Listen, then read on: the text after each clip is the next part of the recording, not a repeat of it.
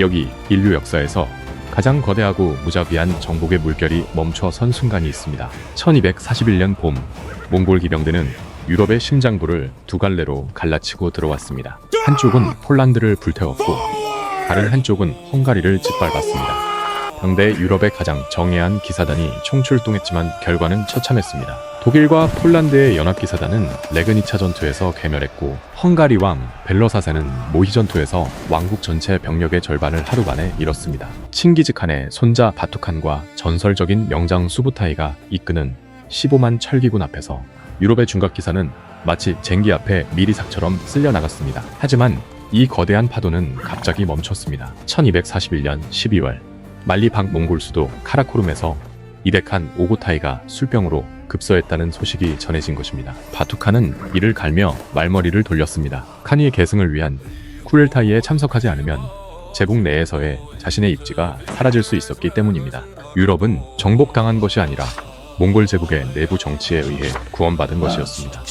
이 우연한 생존 덕분에 유럽은 이후 르네상스와 대항해 시대를 거쳐 세계를 지배하는 문명권으로 성장했습니다. 만약 그 우연이 없었다면 오늘날 우리가 알고 있는 서양 중심의 세계 질서는 애초에 태어나지 못했을 수도 있습니다. 그렇다면 만약 그의 겨울 오고타이 칸이 술잔을 내려놓고 몸을 추슬렀다면 어땠을까요? 바투칸의 철기군이 퇴각하지 않고 그 기세에 그대로 빈의 성벽을 두드렸다면 말입니다.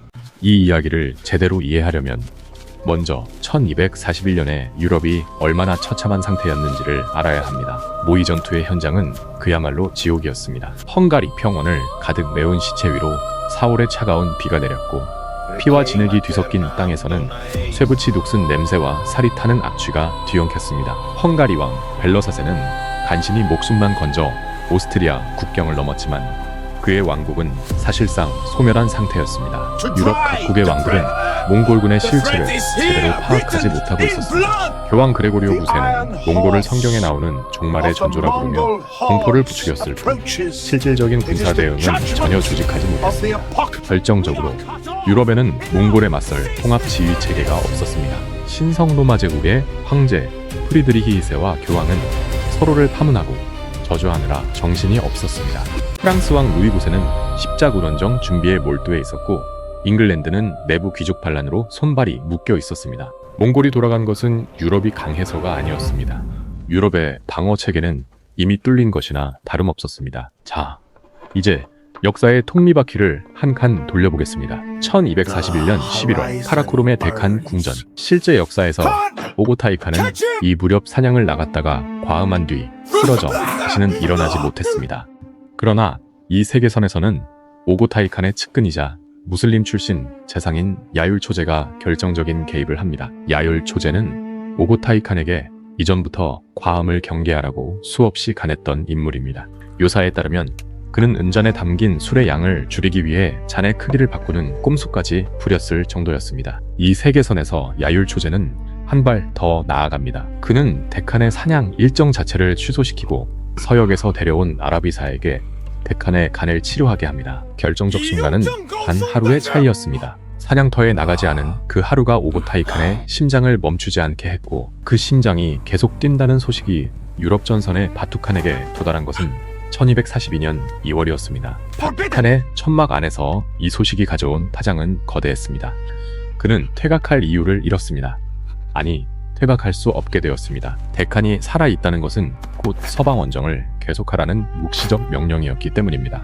오고타이 칸은 생전에 바투에게 유럽의 끝, 마지막 바다가 보이는 곳까지 가라고 명했다는 기록이 있습니다. 그러나 바투칸 앞에는 두 갈래 길이 놓여 있었습니다. 하나는 헝가리에 머물며 점령지를 공고히 하는 것이었습니다. 보급선을 안정시키고 헝가리 평원을 몽골식 목축지로 전환하면 장기적으로 안전한 전직 리지를 확보할 수 있었습니다. 그러나 이는 유럽 각국에게 동맹을 맺고 방어를 재편할 시간을 주는 양날의 검이었습니다. 다른 하나는 지금의 기세를 몰아 서쪽으로 계속 치고 나가는 것이었습니다. 겨울이 끝나기 전에 도나우강을 건너 오스트리아와 독일 남부를 타격하는 전격전. 병력 손실이 크겠지만 유럽이 정신을 차리기 전에 심장부를 찔러 조직적 저항 자체를 불가능하게 만들 수 있었습니다. 바투칸은 명장 수부타이와 밤새 논의했습니다. 수부타이는 이미 70이 넘은 노장이었지만 유럽 기사단의 전투력을 레그니차와 모히에서 직접 확인한 뒤 한마디로 정리했다고 전해집니다.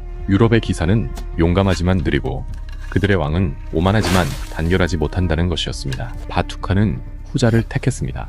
그리고 1242년 3월 도나우강의 얼음이 채 녹기 전 몽골 기병대 12만이 서쪽을 향해 진격을 개시했습니다. 그런데 이 순간 몽골 진영 안에도 균열의 씨앗이 자라고 있었습니다. 바투칸의 사촌이자 오고타이 칸의 친손자인 구육은 바투를 공공연히 경멸했습니다. 구육은 헝가리 전역에서 한 차례 공을 세운 뒤 귀환 명령을 받고 카라코룸으로 돌아간 인물이었는데 그는 바투가 서방 원정의 공을 독차지하는 것을 참을 수 없었습니다. 카라코룸의 궁정에서 구육의 불만은 이미 하나의 정치 세력이 되어가고 있었습니다. 오고타이 칸이 살아있는 한 이 균열은 봉합되어 있겠지만 만약 대칸의 건강이 다시 흔들린다면 이 금은 단숨에 벌어질 것이었습니다. 한편 몽골 기병대가 도나우강을 건넜다는 소식은 유럽 전역을 공포로 물들였습니다. 오스트리아의 프리드리히 공작은 성문을 걸어 잠그고 빈의 방어를 서둘렀지만 그의 병력은 겨우 2천에 불과했습니다. 교황은 다급하게 전 기독교 세계의 대몽골 십자군을 선포했으나 칙서가 파리와 런던에 도착하기까지만 해도 석 달이 걸리는 시대였습니다. 차가운 3월의 바람이 도나우강 위에 안개를 흩뜨렸을 때 빈의 성벽 위에 선 보초병들은 동쪽 지평선을 가득 메운 먼지구름을 보았습니다. 그 먼지 속에서 들려오는 것은 말의 울음소리와 가죽북의 둔탁한 진동이었습니다. 보초병의 손이 떨렸습니다. 그것은 추위 때문만은 아니었습니다. 유럽 중세의 질서가 지금 이 순간 근본부터 흔들리기 시작합니다. 그리고 저 멀리 이집트의 카이로에서는 맘루크 왕조의 술탄 아이바크가 북쪽에서 전해지는 소식에 눈을 번뜩이고 있었습니다.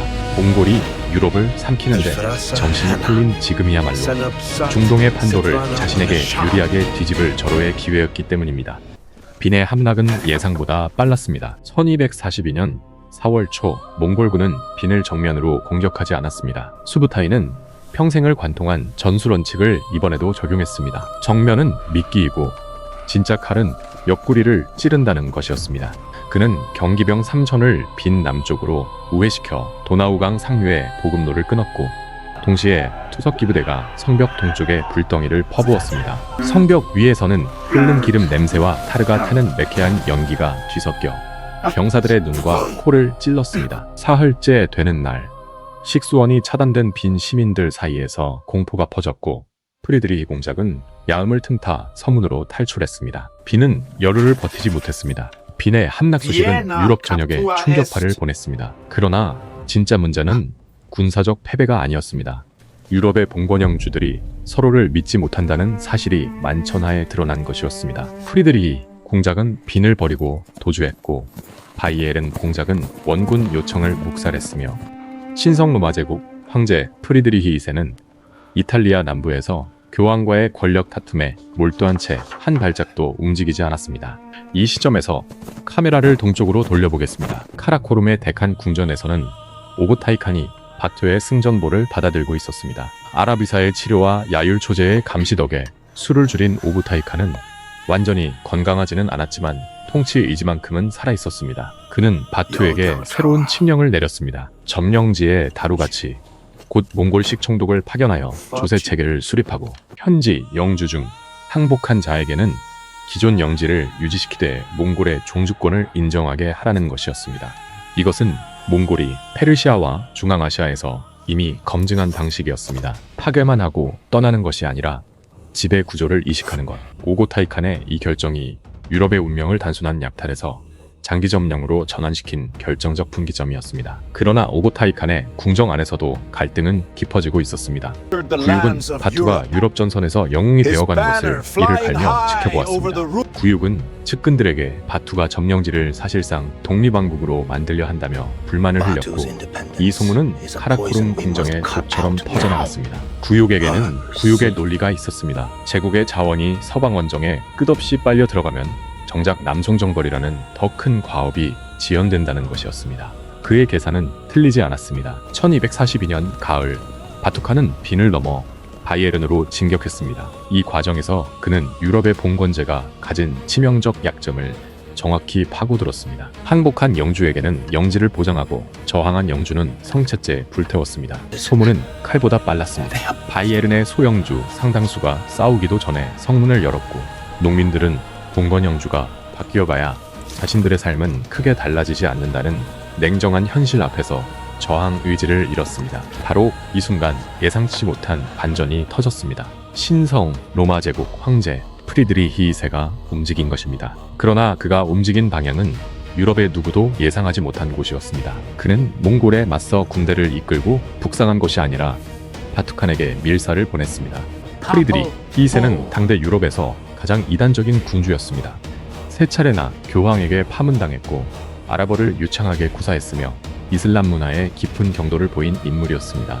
그는 교황이야말로 자신의 진짜 적이라고 판단했습니다. 밀사가 전한 내용은 이러했습니다. 황제는 몽골의 종주권을 인정할 용의가 있으며 그 대가로 교황령과 북이탈리아의 지배권을 보장받기를 원한다는 것이었습니다. 바투칸의 천막에서 이 서한이 낭독되었을 때 수부타이의 주름진 얼굴에 미소가 번졌다고 합니다. 이것은 유럽 기독교 세계의 내부 분열을 완성시키는 열쇠였습니다. 교황의 가장 강력한 세속적 라이벌이 스스로 몽골의 편에 선 것입니다. 1243년 봄 프리드리히 2세와 바투칸의 밀약 소식이 유럽에 퍼졌을 때 그 충격은 군사적 패배보다 더 컸습니다. 기독교 세계의 수호자여야 할 황제가 이교도의 개가 되었다는 분노가 들끓었습니다. 교황 인노첸시오 4세는 즉각 프리드리히 2세를 적그리스도라 선언하고 전 유럽의 대몽골 십자군을 재차 촉구했습니다. 프랑스 왕 루이 9세가 마침내 응답했습니다. 루이 9세는 경건한 왕이었습니다. 그는 십자군이라는 대의에 진심으로 불타는 몇 안 되는 군주였고 프랑스 기사단 2만 5천과 보병 3만을 이끌고 라인강 방어선을 구축하기 시작했습니다. 이것이 유럽이 몽골에 맞서 조직한 최초의 그리고 사실상 최후의 대규모 방어선이었습니다. 바투칸 앞에 다시 선택의 갈림길이 놓였습니다. 라인강을 정면 돌파하는 것은 가능하지만 프랑스 기사단은 헝가리나 폴란드와는 차원이 달랐습니다. 중장기병의 밀집 돌격은 평원에서 몽골 병기병에게 약했지만 강을 끼고 방어하는 상황에서는 이야기가 달랐습니다. 강을 건너는 순간 기동력이라는 몽골의 최대 무기가 무력화되기 때문입니다. 다른 선택지는 라인강을 우회하여 남쪽 이탈리아로 내려가는 것이었습니다. 이미 동맹인 프리드리히 2세의 영토를 통과하면 보급 부담이 줄고 교황의 본거지인 로마를 직접 위협할 수 있었습니다. 기독교 세계의 정신적 수도가 무너지면 프랑스의 십자군도 명분을 잃을 터였습니다. 수부타이는 바투칸에게 조언했습니다. 뱀의 머리를 치면 몸통은 스스로 쓰러진다고. 바투칸은 이탈리아를 택했습니다. 1243년 여름 몽골 기병대가 알프스 동쪽 고개를 넘어 롬바르디아 평원에 쏟아져 내려왔을 때 북이탈리아의 도시국가들은 공포에 질렸습니다. 밀라노 성벽 위에서 고초가 내려다본 들판에는 끝이 보이지 않는 기마군단이 여름 아지랑이 속에서 일렁이고 있었습니다. 말가죽과 양기름 냄새가 남풍을 타고 성 안까지 밀려들었고 밀라노의 상인들은 금화 자루를 품에 안은 채 남쪽으로 도주하기 시작했습니다. 베네치아, 제노바, 피렌체, 지중해 무역을 장악한 이 도시들의 금고에 몽골의 그림자가 드리워졌습니다. 그리고 이 경제적 공포는 군사적 위협보다 훨씬 깊은 파장을 불러옵니다. 그런데 바로 이때 카라코룸에서 한 통의 급보가 날아왔습니다. 오고타이 칸이 다시 쓰러졌다는 소식이었습니다. 아라비사의 치료로 2년을 더 버틴 데칸이었지만 간의 손상은 결국 돌이킬 수 없었습니다. 1243년 8월 오고타이 칸은 혼수 상태에 빠졌고 카라코룸에서는 구육을 중심으로 한 세력이 다시 고개를 들기 시작했습니다. 바투칸이 그토록 두려워하던 순간 제국의 심장이 다시 흔들리기 시작한 것입니다. 바투칸은 로마를 코앞에 두고 또다시 동쪽을 돌아봐야 하는 운명과 마주했습니다. 이번에는 어떤 선택을 내릴 것인가? 돌아갈 것인가? 아니면 이번만큼은 제국의 정치를 무시하고 유럽 정복을 완성할 것인가? 그리고 이 선택의 결과는 단순히 유럽만이 아니라 저 먼 동아시아의 고려와 남송, 그리고 이슬람 세계 전체의 운명까지 뒤흔들게 됩니다. 바투칸은 돌아가지 않았습니다. 이것은 실제 역사와 완전히 갈라지는 두 번째 분기점이었습니다. 첫 번째 분기점이 오고타이 칸의 생존이었다면 두 번째는 바투칸의 불복종이었습니다. 그에게는 나름의 계산이 있었습니다. 1241년에 한 번 퇴각한 경험이 뼈에 사무쳤기 때문입니다. 그때 그는 카라코룸으로 돌아갔지만 칸이는 결국 자신에게 오지 않았습니다. 이번에도 돌아가면 같은 일이 반복될 것이었습니다. 차라리 유럽을 완전히 장악하여 독자적인 권력 기반을 굳히는 편이 낫다고 판단한 것입니다. 바투카는 수부타이에게 로마 공략을 맡기고 자신은 이미 점령한 헝가리와 오스트리아에 머물며 제국 내 정치전에 대비했습니다. 실질적인 분할 통치의 시작이었습니다. 1243년 9월 수부타이의 선봉대가 로마 북쪽 베그리 지점에 도달했을 때 교황 인노첸시오 4세는 아비뇽으로 도주했습니다. 로마 시민들은 버림받았습니다. 성베드로 대성당의 종이 쉬지 않고 울렸지만 그 소리에 응답하는 군대는 없었습니다. 10월 초 몽골군이 로마 성문 앞에 섰을 때 성벽 위에서 내려다본 수비병의 수는 고작 800이었습니다. 오래된 석벽 사이로 불어오는 가을바람에 몽골 전마의 땀 냄새와 가죽갑옷에 퀴퀴한 기름내가 실려왔고 로마의 사제들은 무릎을 꿇고 기도하는 것 외에는 할 수 있는 일이 없었습니다. 로마는 사흘 만에 열렸습니다.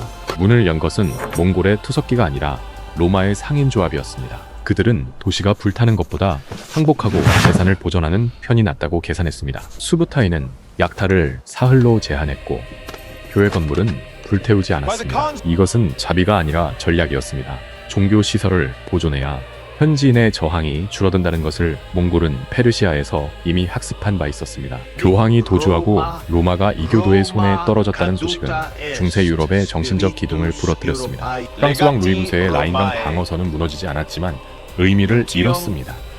루이 9세가 지키려던 것은 단순한 영토가 아니라 기독교 세계의 질서였는데 그 질서의 상징인 로마가 이미 함락된 것입니다. 프랑스군 내부에서 탈영이 속출했고 귀족들은 각자의 영지를 지키겠다며 하나둘 빠져나갔습니다. 자, 이제 시간의 물살을 빠르게 타보겠습니다. 로마 함락 이후 50년, 이 반세기 동안 세상은 얼마나 달라졌을까요? 거시적으로 보면 1300년 무렵 유럽의 지도는 완전히 재편되었습니다. 동유럽과 중부 유럽, 그리고 이탈리아 반도 대부분은 바투칸의 후손들이 다스리는 황금군단의 서방 속령이 되었습니다.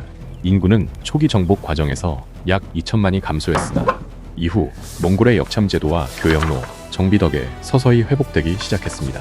반면 프랑스, 잉글랜드, 이베리아 반도는 몽골의 직접 지배를 피했지만 완전히 다른 이유로 고통받고 있었습니다. 지중해 무역로가 몽골의 통제 아래 들어가면서 서유럽의 경제는 심각하게 위축된 것입니다. 베네치아와 제누바의 상인들은 파괴되기는커녕 오히려 몽골 지배 아래에서 번성했습니다. 몽골 제국은 종교와 출신을 가리지 않고 세금만 내면 자유롭게 교역을 허락했기 때문입니다. 실크로드가 로마까지 직통으로 연결된 것은 인류 역사상 처음이었습니다. 베이징에서 출발한 비단 상인이 사마르칸트, 바그다드, 콘스탄티노플을 거쳐 로마까지 단일 제국의 보호 아래 여행할 수 있게 된 것입니다. 그러나 이 번영에는 잔혹한 이면이 있었습니다. 몽골 지배하에 유럽 농민들은 이중의 착취에 시달렸습니다. 몽골 총독에게 바치는 조세와 기존 영주에게 바치는 지대가 겹쳤기 때문입니다. 몽골은 효율적이었지만 자비롭지는 않았습니다. 곳에 할당량을 채우지 못한 마을은 연좌제로 처벌받았고 저항의 기미가 보이면 마을 전체가 불탔습니다. 1320년대에 독일 남부에서 일어난 농민 동기는 몽골 기병대에 의해 사흘 만에 진압되었고 관련 마을 37개가 지도에서 사라졌습니다. 자유로운 교역의 혜택은 상인과 도시에 집중되었고 농촌은 오히려 더 깊은 수렁에 빠졌습니다. 이제 시선을 더 넓혀보겠습니다. 몽골의 유럽 정복이 세계사의 거대한 물줄기를 어떻게 바꾸었는지를. 첫 번째 교차점은 흑사병입니다. 실제 역사에서 1340년대에 유럽 인구의 3분의 1을 쓸어간 이 대재앙은 이 세계선에서는 더 빨리 그리고 더 넓게 퍼졌습니다. 몽골이 구축한 초대형 교역망은 상품만 운반한 것이 아니었습니다. 중앙아시아의 쥐벼룩이 역참의 말과 상인의 짐에 실려 유럽 구석구석까지 퍼지는 속도가 실제 역사보다 20-30년 앞당겨졌습니다. 1320년대에 이미 이탈리아와 헝가리에서 원인 불명의 역병이 창궐하기 시작했고 인구 감소는 더욱 급심했습니다. 몽골의 지배체계 자체가 재앙의 고속도로가 된 역설이었습니다. 두 번째 교차점은 대항해시대입니다. 실제 역사에서 유럽이 바다로 눈을 돌린 가장 큰 이유 중 하나는 동방과의 육상 교역로가 오스만 제국에 의해 차단되었기 때문이었습니다. 그러나 이 세계선에서 몽골 제국은 유라시아 전체를 관통하는 교역로를 유지하고 있었습니다. 동방의 향료와 비단을 구하기 위해 목숨을 걸고 대서양을 건너야 할 이유가 사라진 것입니다. 콜럼버스의 항해를 후원했을 에스파냐의 이사벨려 왕은 이 세계선에서는 이베리아 반도를 몽골의 위협으로부터 방어하는 데 모든 자원을 쏟아붓고 있었을 것입니다. 아메리카 대륙의 발견은 수십 년, 어쩌면 100년 이상 늦어졌을 가능성이 높습니다. 세 번째, 교차점은 르네상스입니다. 이것이 가장 복잡합니다. 실제 역사에서 르네상스는 이탈리아 도시국가들의 경제적 번영과 지적 자유 속에서 꽃피었습니다. 이 세계선에서도 이탈리아의 경제적 번영은 유지되었지만 그 성격은 완전히 달랐습니다. 몽골 지배하의 문화적 자유는 기독교적 전통의 부활이 아니라 동서문명의 혼합으로 나타났습니다. 아랍의 수학과 천문학, 중국의 인쇄술과 화약기술, 페르시아의 세밀화 기법이 유럽의 전통과 뒤섞여 전혀 다른 형태의 문예부흥이 일어났을 것입니다. 레오나르도, 다빈치 같은 천재는 여전히 태어났겠지만 그가 그린 그림의 배경에는 십자가 대신 몽골의 푸른 하늘이 펼쳐져 있었을지도 모릅니다. 1400년대에 접어들면서 황금 분단의 서방 혁명은 내부 분열과 역경 그리고 피지배 민족의 끈질긴 저항으로 서서히 무너져 갔습니다. 그러나 이 제국이 남긴 유산은 지워지지 않았습니다. 유라시아를 관통하는 교역망의 기여, 동서문명의 혼합 경험, 그리고 봉건제의 해체. 실제 역사에서 유럽의 봉건제는 수백 년에 걸쳐 서서히 해체되었지만 이 세계선에서 몽골은 그 과정을 단숨에 앞당겼습니다. 영주의 성은 파괴되었고 기사의 검은 몽골의 활 앞에서 쓸모를 잃었고 교황의 권위는 로마 함락과 함께 회복 불능의 타격을 입었습니다. 산업혁명은 어떻게 되었을까요? 이 세계선에서 산업혁명의 진원지는 잉글랜드가 아닐 가능성이 높습니다. 몽골의 직접 지배를 피한 서유럽은 경제적으로 위축되어 있었고 오히려 동서교역의 중심에 있던 옛 몽골 송령지대, 곧 중부 유럽과 이탈리아가 기술혁신의 온상이 되었을 것입니다. 중국에서 전래된 화약과 인쇄술이 100년 일찍 유럽에 확산되었다면 기술 발전의 궤적 자체가 달라졌을 것입니다. 그렇다면 지금 북한의 말발굽이 비는 성벽을 넘은 그 세계선의 현재 모습은 어떤 모습일까요? 지금 여러분이 유럽 여행을 간다고 상상해 보십시오. 비행기가 부다페스트에 착륙합니다. 공항 안내판에는 마자르어와 함께 키릴 문자가 병기되어 있을지도 모릅니다. 몽골 집의 300년의 흔적이 언어와 문자 속에 화석처럼 남아있는 것입니다. 기내 구시가지 한복판에는 중세 성당 대신 동서양의 양식이 뒤섞인 독특한 건축물이 서 있을 것이고 로마의 콜로세움 옆에는 칭기즈칸의 후손을 기리는 기념비가 세워져 있을 수도 있습니다. 세계의 패권 구도도 전혀 달랐을 것입니다. 대항해 시대가 지연되면서 아메리카 대륙의 식민지화도 늦어졌고 따라서 서유럽 중심의 제국주의는 실제 역사만큼 강력하지 않았을 것입니다. 대신 유라시아 내륙을 관통하는 육상제국들의 경쟁이 세계사의 주된 축이 되었을 가능성이 있습니다. 오늘날의 국제연합본부는 뉴욕이 아니라 이스탄불이나 사마르칸트에 있을지도 모릅니다. 이 세계선은 유토피아가 아닙니다. 몽골 지배의 폭력적 유산, 수천만 명의 목숨을 앗아간 정복 전쟁, 가속화된 역병의 확산, 농민에 대한 이중 착취, 이 모든 것의 대가 위에 세워진 세계입니다. 모든 번영의 이면에는 누군가의 피와 땀이 스며 있고 모든 제국의 영광 아래에는 짓밟힌 삶들이 묻혀 있습니다. 이 시뮬레이션이 우리에게 남기는 질문은 이것입니다.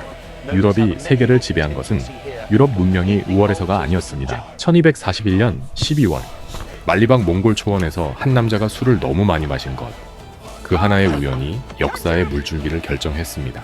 만약 그날 밤 누군가가 오고타이칸의 술잔을 치웠다면 르네상스도 대항해 시대도 산업혁명도 그리고 오늘날 우리가 당연하게 여기는 서양 중심의 세계 질서도 전혀 다른 모습이었을 것입니다. 역사는 수많은 우연들이 쌓여 만든, 그래서 언제든 다르게 흘러갈 수 있었던 강물입니다.